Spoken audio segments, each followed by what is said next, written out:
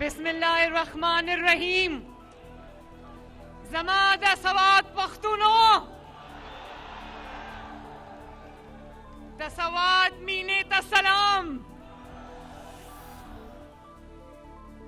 سواد کے میرے بھائیوں، بزرگوں، نوجوانوں، مجھے آج یوتھ ون کی یہ سبز ٹوپیاں بہت نظر آ رہی ہیں ماشاءاللہ، اور ایم ایس ایف کی یہ وائٹ ٹوپیاں بھی بہت نظر آ رہی ہیں. مجھے تو ابھی سواد کا وہ پچھلا جلسہ نہیں بھولا تھا جس میں عوام کا ایک ٹھاٹھے مارتا سمندر تھا. یہاں پر امیر مقام صاحب یہاں کھڑے ہیں. اتنا بڑا وہ جلسہ ہوا تھا سواد کا، ابھی وہ نہیں بھولا، کبھی بھولے گا بھی نہیں. اور آج سواد نے ایک اور اتنا بڑا جلسہ کر دیا ماشاءاللہ. فرق صرف اتنا ہے کہ اس جلسے میں نواز شریف صاحب یہاں پر لندن سے ٹی وی اسکرین پر موجود تھے، اور آج اللہ تعالیٰ کے فضل سے اور آپ کی محبت سے یہ دن آیا کہ نواز شریف صاحب آج آپ کے سامنے موجود ہیں یہاں پر.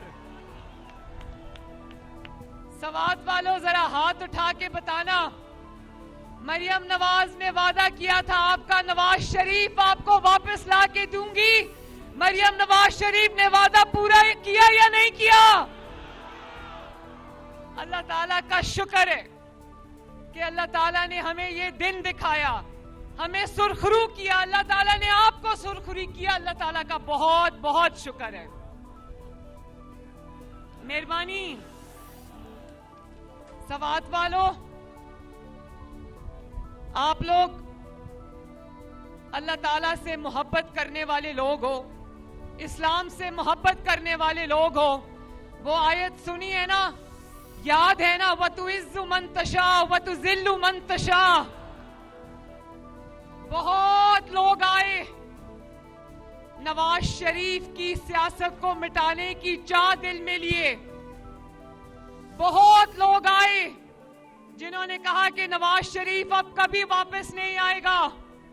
بہت لوگ آئے جنہوں نے سازشیں کی اور کہا کہ نواز شریف کی سیاست اب ختم ہو گئی. لیکن اللہ تعالیٰ کا شکر ہے کہ اللہ تعالیٰ نے مدد کی، آپ نے ساتھ دیا، اور آج وہ لوگ تاریخ کے کوڑے دان میں پڑے اور نواز شریف آج یہاں آپ کے درمیان موجود ہے. یہ اللہ تعالیٰ کا کرم نہیں تو اور کیا ہے؟ یہ سواد کے عوام کی محبت نہیں تو اور کیا ہے؟ یہ پاکستان کے عوام کی محبت نہیں تو اور کیا ہے؟ میں پوچھتی ہوں آپ سے سواد والوں، نواز شریف صاحب کا یہ سفر آسان نہیں تھا. انہوں نے اپنی بڑی آسان زبان میں آج یہ کہا کہ میں بیوی کی موت کی خبر مجھے اڈیالہ جیل میں ملی. انہوں نے کہا کہ میں اپنے والد کے جنازے کو کندھا نہیں دے سکا، میں اپنی والدہ کو لحد میں نہیں اتار سکا. سواد والوں، سواد کے غیور پختونوں، یہ کوئی آسان کام نہیں ہے. آپ کے پاس یہاں پہنچنے تک نواز شریف کو آگ کے دریا سے گزر کے آنا پڑا ہے. لیکن نواز شریف نے ہمت نہیں ہاری، کیونکہ نواز شریف نے صحیح کہا کہ وہ جب آپ کا دکھ دیکھتا ہے، آپ کا درد دیکھتا ہے، تو اس کو اپنا دکھ اور اپنا درد بھول جاتا ہے. سواد والوں، آج دیکھتے تو ہوں گے، چاہے اپنے گھروں میں دبک کر ٹی وی سکرینز پر بیٹھے ہو یا چھپ کے کہیں سے دیکھ رہے ہو، دیکھتے تو ہوں گے نواز شریف کو تاحیات نا اہل کرنے والے کہیں نہ کہیں سے دیکھتے تو ہوں گے. بولو. نواز شریف کو عمر قید دینے والے دیکھتے تو ہوں گے.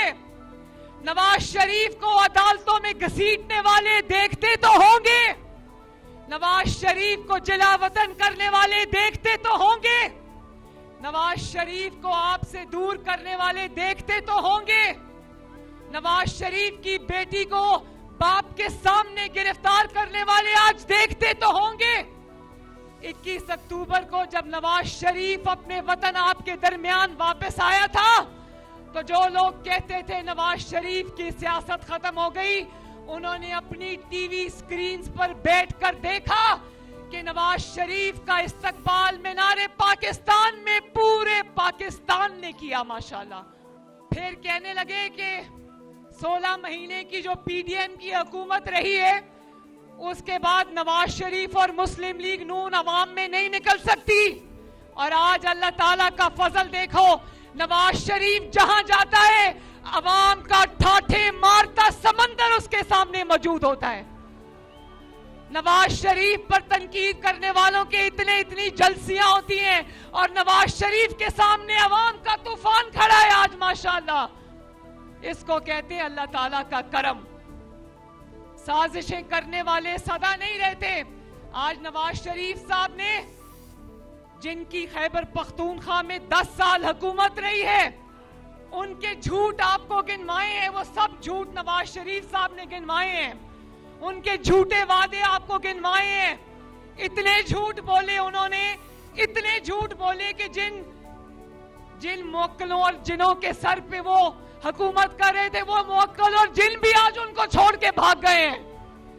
तो मैं ज्यादा लंबी बात नहीं करूंगी, ये जरूर कहूंगी कि जिसने लोगों को चोर चोर कहा, आज वो पाकिस्तान का सबसे बड़ा चोर साबित हो गया।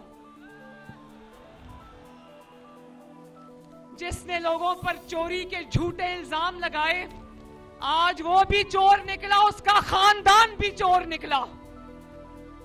मैं ये जरूर कहना चाहती हूं, नवाज शरीफ की बेटी हूं, किसी की तकलीफ पे, किसी के दुख पे खुशी नहीं मनाती, किसी की गिरफ्तारी पे खुशी नहीं मनाती, किसी की आजमाइश पे खुशी नहीं मनाती। लेकिन हाँ, इतना जरूर कहती हूं कि मरियम नवाज को भी ऑफर हुई थी जब अडयाला में अपनी मां को मैं छोड़ के आई नवाज शरीफ साहब के साथ गिरफ्तारी देने के लिए। तो जिस दिन मुझे अडयाला लेकर गए, मुझे भी ऑफर हुई थी कि आप अडयाला की बजाय सहाला रेस्ट हाउस शिफ्ट हो जाएं। मैंने कहा नहीं, मैं अगर जेल जाऊंगी तो अब नवाज शरीफ के साथ जाऊंगी, मैं किसी रेस्ट हाउस में नहीं जाऊंगी। एक कागज पे लिखकर दे दे कि मुझे बी क्लास दी जाए तो हम आपको बी क्लास की सहूलतें दे देंगे। मैंने कहा नहीं, मुझे बी क्लास की सहूलतें नहीं चाहिए, मैं आम कैदियों की तरह यहां पर रहूंगी। मैं चंद सवाल आपसे पूछ के अपनी बात खत्म करना चाहती हूं। मैं ये नौजवानों से पूछना चाहती हूं कि क्या घेराओ, जलाओ, मार दो, मर जाओ, आग लगा दो, क्या ये खैबर पख्तूनख्वा के नौजवानों का मुकद्दर है? आपको लैपटॉप्स चाहिए या पेट्रोल बम चाहिए?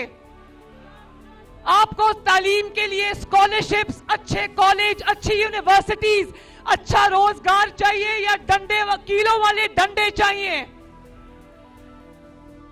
अगर घेराओ जलाओ आपके लंदन में बैठे हुए बच्चों का मुकद्दर नहीं, तो फिर खैबर पख्तूनख्वा के नौजवानों का ये मुकद्दर कैसे हो सकता है? अगर आपके बच्चे महफूज मकाम में लंदन में बैठे हैं, तो फिर पाकिस्तान के नौजवान आपके वरगलाने पर सलाखों के पीछे क्यों पड़े हैं? मरियम नवाज आज खैबर पख्तूनख्वा के नौजवानों से यह सवाल पूछती है, और मैं ये भी सवाल पूछती हूं कि आपके वरगलाने की वजह से आपकी जो खवातीन कारकुन हैं, वो 9 मई पर रियासत पे हमला करने पर आज अगर सलाखों के पीछे हैं, तो एक खातून जिसने चोरी की है वो आज बनी गाला के महल में कैद क्यों है? वो भी सलाखों के पीछे क्यों नहीं है बाकी खवातीन की तरह? तो ये सवाल हैं जो मैं खैबर पख्तूनख्वा की आवाम के सामने रख कर जा रही हूं। 8 फरवरी को सिर्फ वोट की पर्ची को पर्ची नहीं समझना, ये आपके मुस्तकबिल का फैसला है जिसको सोच समझ के करना खैबर पख्तूनख्वा वालों, क्योंकि मरियम नवाज शरीफ और नवाज शरीफ खैबर पख्तूनख्वा को भी तरक्की करता हुआ देखना चाहते हैं। अल्लाह ताला आप सबका हामी और नासिर हो। आपका बहुत बहुत शुक्रिया सवात। अल्लाह ताला आपको, सवात को, खैबर पख्तूनख्वा को, पाकिस्तान को सलामत रखे। मेरे साथ मिलकर 2 नारे लगा दें, 2 नारे मेरे साथ मिलकर लगा दें। नवाज शरीफ پاکستان. بہت بہت شکریہ, بہت بہت شکریہ.